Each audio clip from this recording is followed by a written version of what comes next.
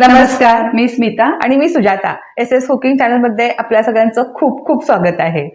आज आपण बघणार आहोत आलू पराठा ही रेसिपी. त्याच्यामध्ये आपल्याला पराठ्याचं पहिल्यांदा कव्हर करायचं. आपण स्टेप बाय स्टेप बघूया. आता पराठा म्हणलं की सगळ्यांना आवडता पदार्थ आहे आणि त्यातल्या त्यात आलू पराठा हा तर अतिशय सगळ्यांचा आवडता विषय आहे.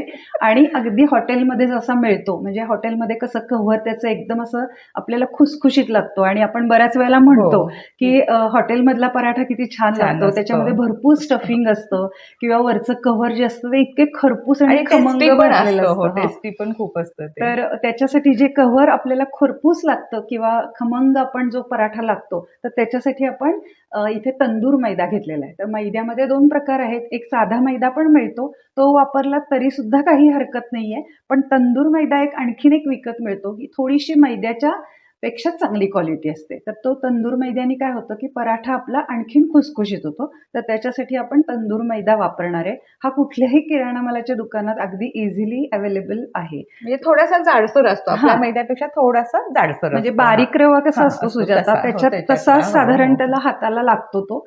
तर त्याचा आपण प्रमाणात पावशेर घेतलेला आहे 250 ग्रॅम, किंवा कपामध्ये जर म्हटलं तर 2 कप आपण हा तंदूर मैदा घेतलाय. तर हे आपण भिजवणं गरजेचं आहे. आधी अर्धा तास तरी आपल्याला ह्याला रेस्ट करायचंय. तर त्यामुळे पहिली स्टेप काय आहे आपली, तर मैदा आपण भिजवून ठेवूया. आता समजा तुम्हाला मैद्याचं खायचंच नसेल किंवा बरेच जण मैदा वापरत नाहीत, तर या ठिकाणी तुम्ही गव्हाचं पीठ घेतलं तरी चालेल. पण बाकी जे काही आपण त्याच्यामध्ये घालणार आहेत इन्ग्रेडियंट्स, ते मात्र याच पद्धतीने घालायचे. तर आता आपण इथे मैदा घेतलेला आहे आणि त्याच्यामध्ये सगळं जे काही साहित्य आहे ते आता घालून घेऊया आपण. त्याच्यामध्ये आपण खरं मिल्क पावडर घालतोय. तर मिल्क पावडर त्याला एक थोडासा गोडसरपणा किंवा त्याचा वरचा जो कव्हर आहे ते पण अगदी टेस्टी होतं. तर आपण 1 टेबलस्पून त्याच्यामध्ये मिल्क पावडर घालतोय. कोणत्याही कंपनीची घातली तरी चालेल. आपण मीठ अर्धा चमचा घालतोय, कारण ह्याच्यामध्ये बटरचा पण वापर होणार आहे, त्यामुळे मीठ थोडंसं कमी घालायचं. अर्धा चमचा साखर, अगदी 1 पिंच सोडा घालतोय आपण, त्यामुळे खुसखुशीत व्हायला मदत होते. आणि पाव चमचा आपण बेकिंग पावडर घालतोय.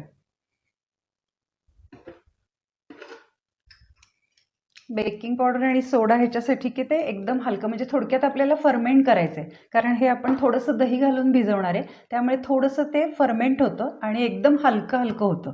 आणि आपण बटर घालतोय 1 चमचा, टेबलस्पून दही घालतोय. दही असेल तर दही घाला, ताक असेल तर पाव कप ताक घातलं तरी सुद्धा चालेल. आणि आता हे सगळं व्यवस्थित मिक्स करूया आधी. हे बटर वगैरे जे सगळं आपण घातले ते हाताने सगळं या मैद्याला व्यवस्थित लावून घ्यायचं आधी. छान सगळं ह्याला लागलंय. आणि आता आपण 1 कप पाणी घेतलंय, बघूया किती लागतंय ते त्याला. कारण हा थोडासा जाडसर असल्यामुळे ह्याला थोडं पाण्याचं प्रमाण जास्त लागतं कणकेपेक्षा. पण थोडं थोडं पाणी घालून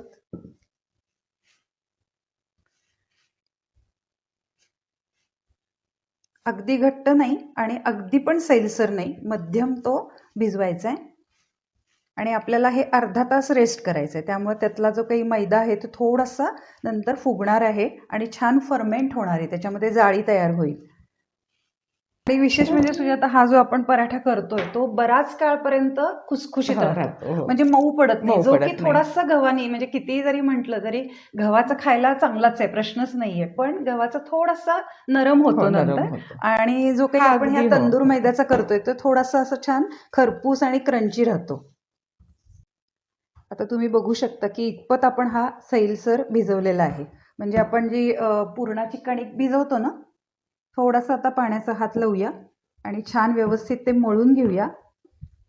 आपण 1 कप पाणी घेतलं होतं, तर आपल्याला अर्धा कपच पाणी लागलेलं आहे. इतपत सैल झालेलं आहे. थोडासा तेलाचा हात घेऊया आता.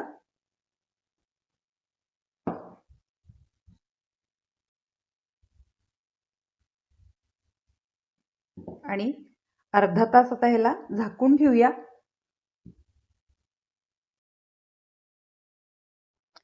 आता आपली दुसरी स्टेप चालली आहे. तर नॉनस्टिक पॅन घेतलेला आहे आणि पराठ्याचा जो काही आपण स्टफिंग जे करणार आहे आलू पराठ्याचं किंवा बटाट्याचं, तर तो बटाटा जो आहे ना, तर तो बटरवर भाजून घेतला तर पराठे इतके टेस्टी होतात. म्हणजे कुठलाही पराठा करा तुम्ही. आत्ता आपण आलू करतोय म्हणून नव्हे, पण कुठलाही पराठा करताना त्याला बाइंडिंगसाठी आपण बटाटा हा घालतोच. तर अशा वेळेला बटाटा हा नेहमी बटरवर भाजून घ्यायचा, म्हणजे त्याला एक खमंग टेस्ट येते त्या सारणाला. आपण आणि आधी चिकट होत नाहीये. हा आणि आपण काय करतोय, बटाटे अगदी असं कुस्कुरून घेत नाहीये, तर त्याचे आपण छोटे छोटे असे पीसेस करून घेतलेत सुरीनी.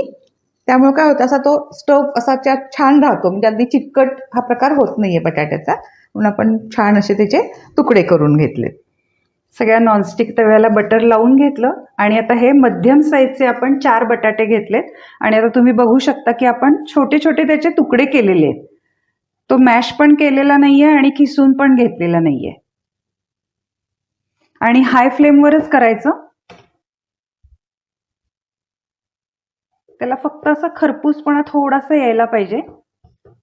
म्हणजे जेव्हा आपण विकत घेतो बटाटे, तेव्हा सुद्धा अगदी पिवळसर वरची साल आणि अगदी त्याला छोटे छोटे असे टिपके असतात ब्लॅक कलरचे मध्ये मध्ये, तर तो असतो तो अगदी पातळ सालीचा आणि टेस्टी असतो. मस्त आता बटाट्याचा पण सुगंध यायला लागलाय आणि छान अगदी लाईट कलरवर तो भाजून घेतलाय. खूप भाजल्यामुळं काय होतं, एक तर तो बटाटा शिजत जातो आणि पुन्हा तो गच्च होत जातो. तर त्यामुळे आता या स्टेजला आपण गॅस बंद करूया म्हणजे अगदी आपण 2 मिनिटं हाय फ्लेम वरती छान परतून घेतलंय. आणि हा बटाटा काढून घेऊया आणि आता बाकीचे ह्याच्यात इन्ग्रेडियंट्स घालून घेऊया. त्याच पॅन मध्ये तेल घालूया 1 टेबलस्पून. म्हणजे बरेच जण कच्चा ह्याचं सगळं घालतात आणि पण करतात, पण आज आपण थोडंसं त्याला फोडणी टाईप करून कांदा वगैरे थोडासा लाईट अगदी भाजून घेऊन आपण करणार आहोत, म्हणजे म्हणजे एकदम आलं खमंग होतं. लसूणचा हा, कच्चटपणा पण कचटपणा जातो. फक्त. हा. तर त्याच्यासाठी आपण फोडणी करणार आहे. 1 चमचा आल्याची पेस्ट, अर्धा चमचा लसूण पेस्ट,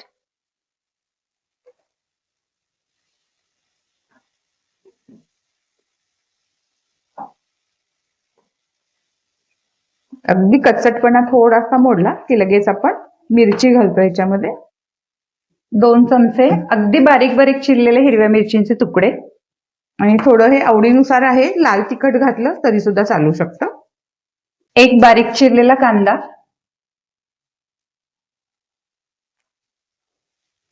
आणि कांदा सुद्धा आपल्याला खूप शिजवायचा नाहीये, फक्त जस्ट त्याला एखादा मिनिट परतायचा, त्याचा कच्चटपणा राहायला पाहिजे कांद्याचा. आणि हे सगळं आपण हाय फ्लेम वरती करतोय. कांदा 1 मिनिट परतून झालेला आहे. पुढचं आपण त्याच्यामध्ये आता लगेच आपण बटरवर भाजून घेतलेला बटाटा घालूया त्याच्यामध्ये.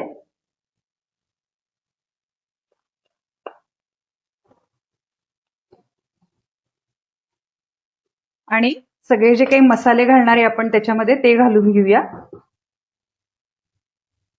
1 पाव टीस्पून चाट मसाला,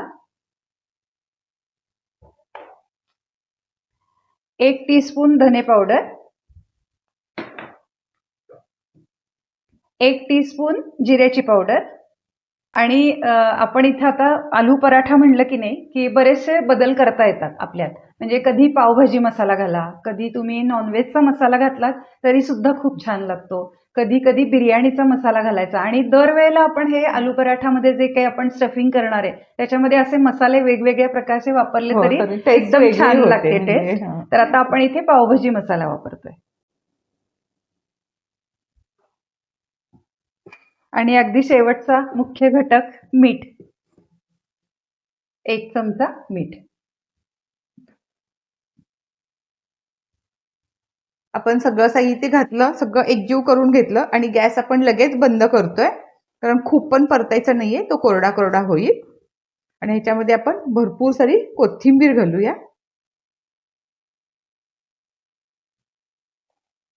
आणि छान गॅस बंद केल्यानंतर आपण कोथिंबीर घालतोय, म्हणजे काय होतं, त्याचा रंग आहे ना तो तसाच अगदी छान ग्रीन राहतो.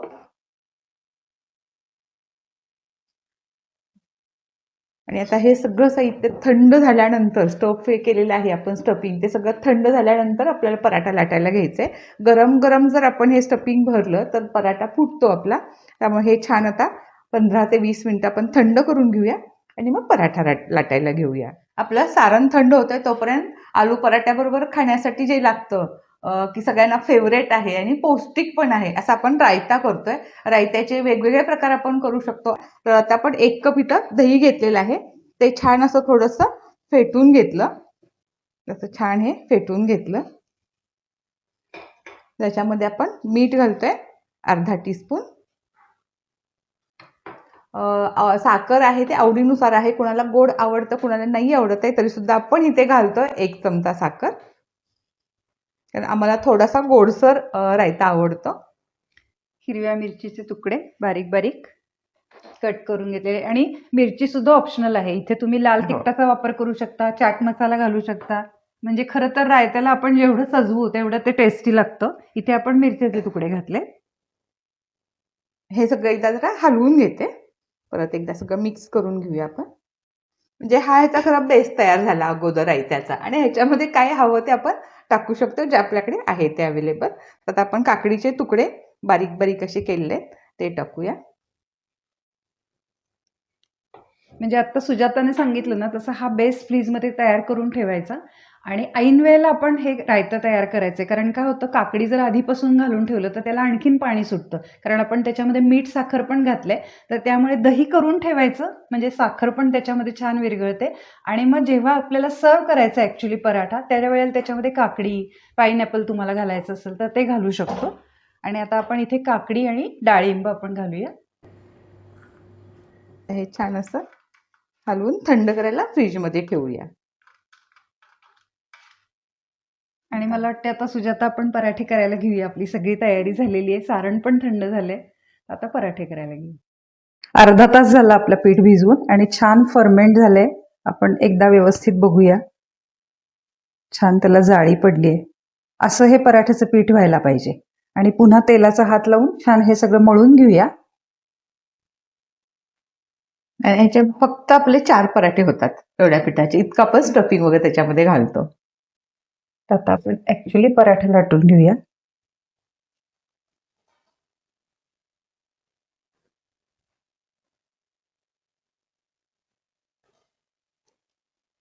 हा थोडासा असा व्यवस्थित पसरून घ्यायचा हातावरती. कारण काय आहे, आपल्याला ह्याच्यामध्ये भरपूर स्टफिंग घालायचंय.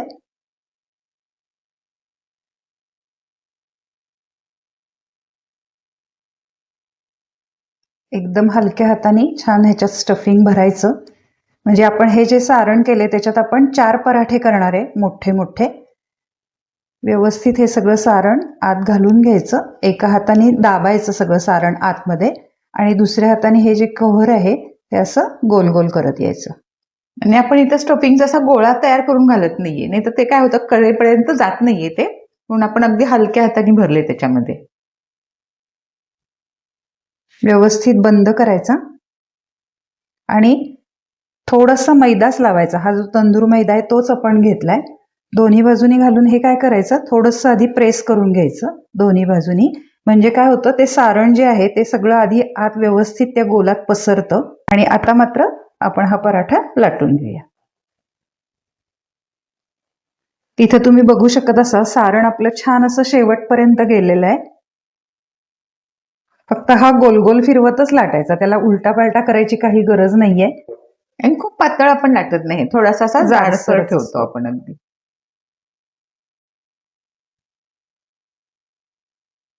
काठात व्यवस्थित लाटून घ्यायचा.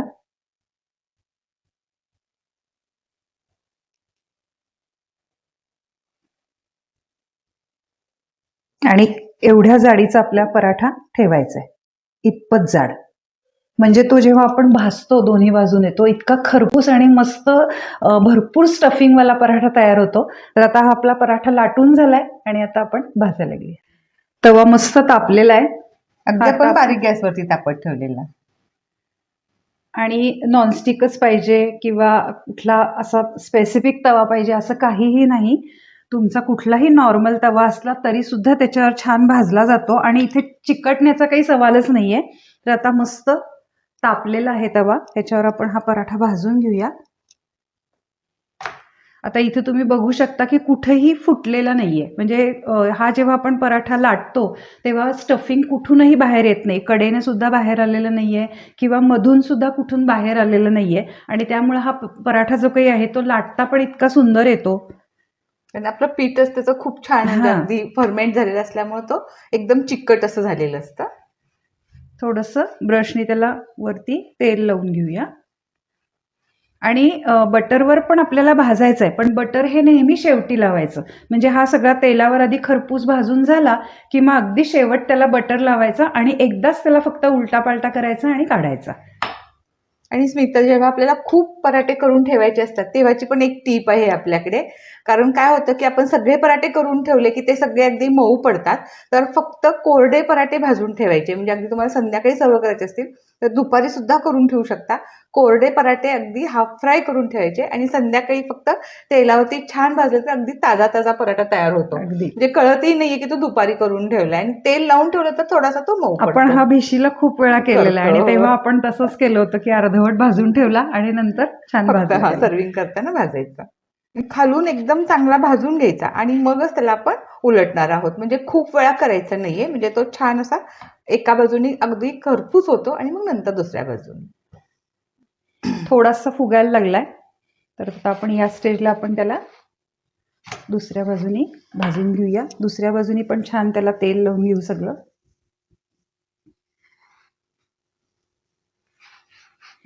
आणि पराठ्यांना तेल आणि बटर लावायला अजिबात कंजूशी करायची नाही. कारण जितकं तुम्ही त्याला छान तेलावर भाजाल तितका तो छान खरपूस भाजला जातो. त्यामुळे इथे त्याचं जे कव्हर आहे ते कसं खरपूस आणि छान झालंय.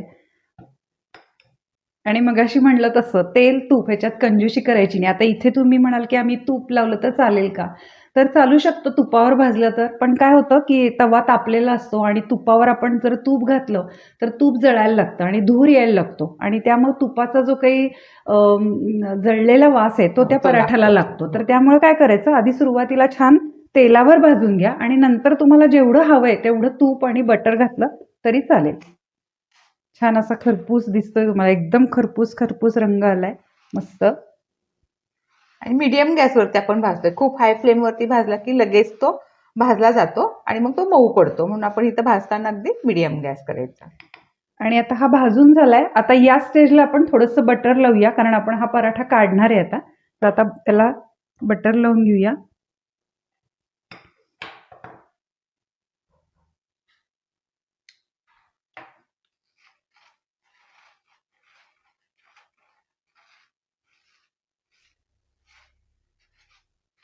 बटर किंवा तूप काही तुम्हाला आवडेल ते तुम्ही लावू शकता.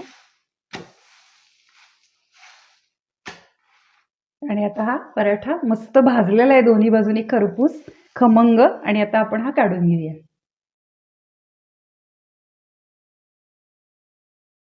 आपले 4 पराठे झाले आणि आता हा चौथा पराठा आपण घातलेला आहे. तेवढ्या सारणामध्ये म्हणजे पीठ पण आपलं संपलेलं आहे आणि सारण पण संपलेलं आहे. म्हणजे आपलं 4 पराठ्यांचं प्रमाण आहे. आणि आता गॅस बंद करूया इथे. आणि हा जो पराठा आहे तो सर्व कसा करायचा तर मी मुद्दाम दाखवते की झाल्यानंतर हा पिझ्झा कटर जो असतो त्याने असे त्याचे 4 भाग करायचे. अगदी पिझ्झा सारखाच होतो म्हणजे.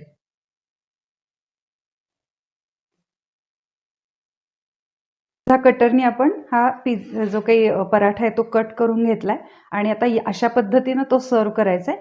आणि आता आपण बघू शकतो की आहा, मस्त असं भरपूर स्टफिंग त्याच्यामध्ये आहे.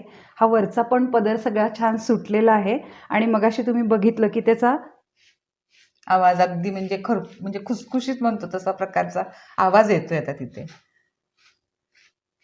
म्हणजे खरंच खूप छान. आणि हा पराठा जो आहे ना तो मी मगाशी सांगितलं तसं मऊ पडत नाही. हातामध्ये घेतल्यानंतर असा स्टिफ राहतो आणि हा बराच काळपर्यंत हा असा खुसखुशीत राहतो. म्हणून हे पराठे खरं तर म्हणजे आपल्या दोघींचा हा आवडता विषय आहे. आणि मगाशी जसं सुजाताने सांगितलं तसं हे कच्चे पक्के आपण भाजून ठेवू शकतो. आणि जेव्हा ऍक्च्युली आपल्याकडे कोणी गेस्ट आहेत किंवा आपल्याला घाई गडबडच्या वेळेला आपण हे तवा ठेवून असे छान खमंग बटरवर भाजू शकतो. तर अशा पद्धतीनं आज आपण भरपूर स्टफिंग असलेले आलू पराठा ही रेसिपी बघितली. तुम्ही सुद्धा करून बघा. आम्हाला कॉमेंट्समध्ये सांगा की तुमचे पराठे कसे झाले आणि आमच्या यूट्यूब, इंस्टाग्राम आणि फेसबुक या चॅनेलला नक्की लाईक, शेअर आणि सबस्क्राईब करा. आणि आमच्या SS कुकिंग चॅनलला नक्की फॉलो करा. लवकरच भेटूयात.